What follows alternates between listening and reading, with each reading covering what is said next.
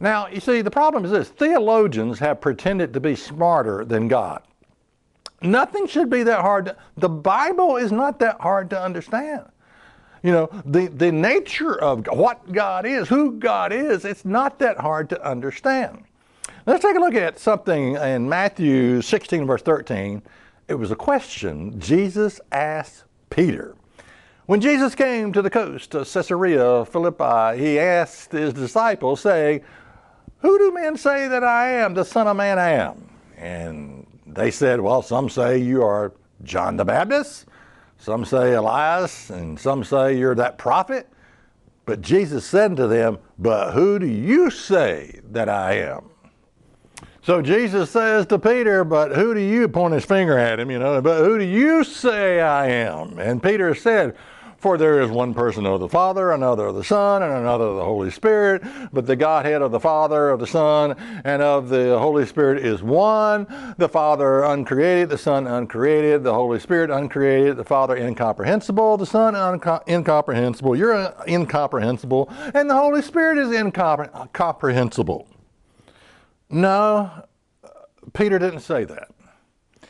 Jesus would have probably smacked him upside the head if he would have said that. He probably kicked him where it hurt, if he'd have said that.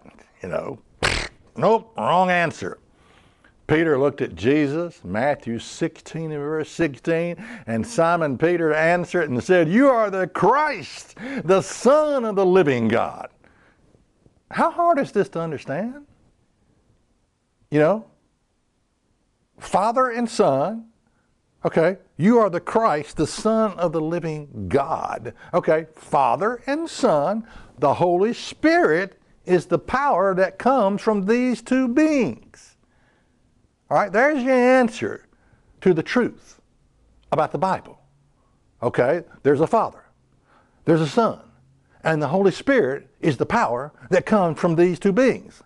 All right. So let's simplify the Trinity. Okay, the doctrine of the Trinity means that there is one God who eternally exists as three distinctions, or three distinct persons, Father, Son, and Holy Spirit.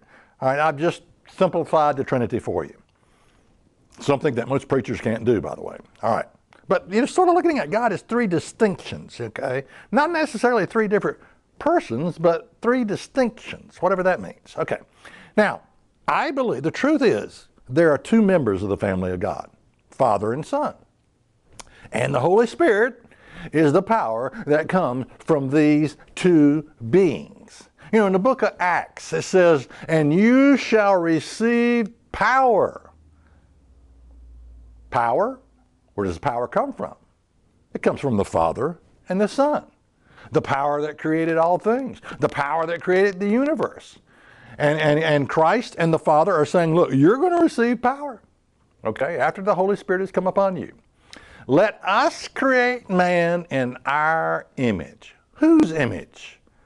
Well, in the image of God. Who is God talking to? Who is the Father talking to when he says, let us create man in our image? He's not talking to himself, okay? All right, he's Father and Son. They're saying, look, we're going to create man in our image. And how would they do this? By the power of the Holy Spirit. That's how they would do it. Now, you look in the Bible in the book of Genesis, and God said, let us create man. And God said, let us create the fish of the sea. And God said, let us create light, and let us create this in the animal kingdom. And God said, the word God there is Elohim. It means plural. It's plural. It's gods with an S on the end in the original sense, because there's two members right there talking to each other. And God said, let us create man in our image. God is a family. There are two members, and the Spirit is the power that the two of them are going to use to create children.